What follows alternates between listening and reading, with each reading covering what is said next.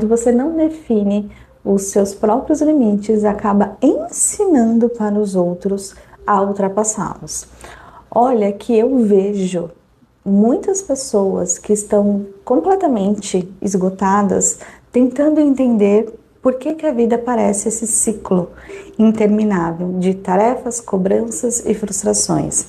E quando a gente começa a olhar com mais profundidade, uma coisa fica clara: o problema, na verdade, não é só o excesso de demandas, é a ausência de limites. E eu até vou mais a fundo aqui, que a sobrecarga acontece por essa falta de limites. E tudo isso, assim como na vida pessoal, quando não colocamos limites nas pessoas, elas podem achar que somos obrigados a fazer tudo o que ela quer. Você já conheceu alguém assim? Eu já.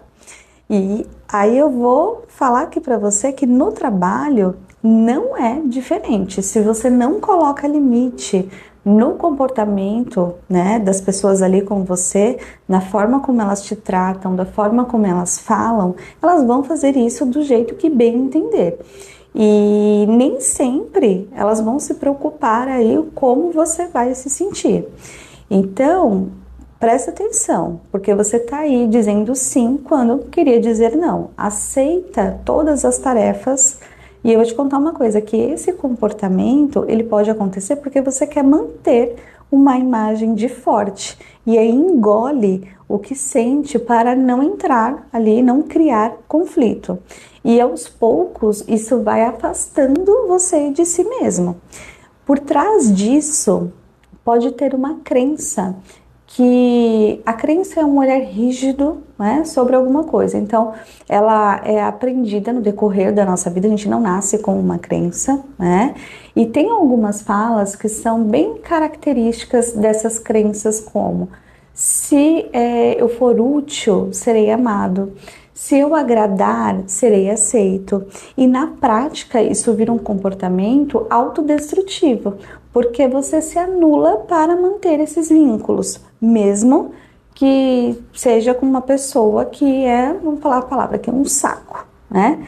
Então você atura, mesmo que ela te trate mal, mesmo que ela se sinta diminuído por ela, né? Por medo aí realmente de decepcionar, né? Você vive com esse medo de decepcionar os outros, mesmo que isso custe decepcionar a si mesmo. Os pensamentos que surgem de forma silenciosa, né, mas eles são potentes, normalmente são pensamentos como: se eu disser não, vão se afastar de mim, é melhor eu resolver logo isso, depois eu descanso. Só que esse depois descanso, ele nunca chega. E para ilustrar, eu quero que você imagine uma casa sem porta, sem tranca, sem muro. Qualquer pessoa entra e mexe no que quer. Então, tira o que precisa e vai embora. E a casa, vamos imaginar que essa casa é você.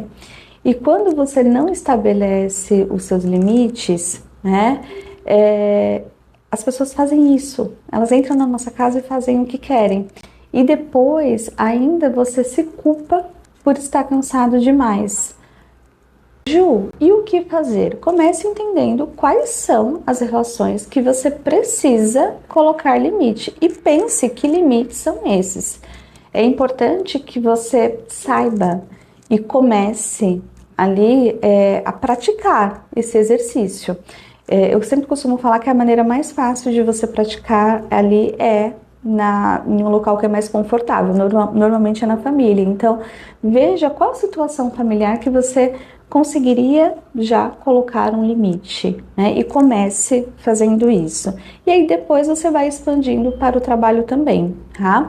Mas o importante é que você entre nesse movimento, né? E isso já é maravilhoso, tá? E tem uma coisa, se você quiser começar esse processo com mais clareza, também tem um e-book que eu escrevi, né, que ele se chama Show Burnout, e eu vou compartilhar aqui o link dele, e nele tem reflexões, estratégias terapêuticas que eu uso, né, na clínica, para pessoas que querem retomar realmente o controle das suas vidas aí, sem abrir mão da sua carreira, mas também sem abrir mão de si mesma, né? Então, vou deixar aqui no link e vocês comentem aqui o que vocês acharam desse conteúdo, tá certo? Um beijo!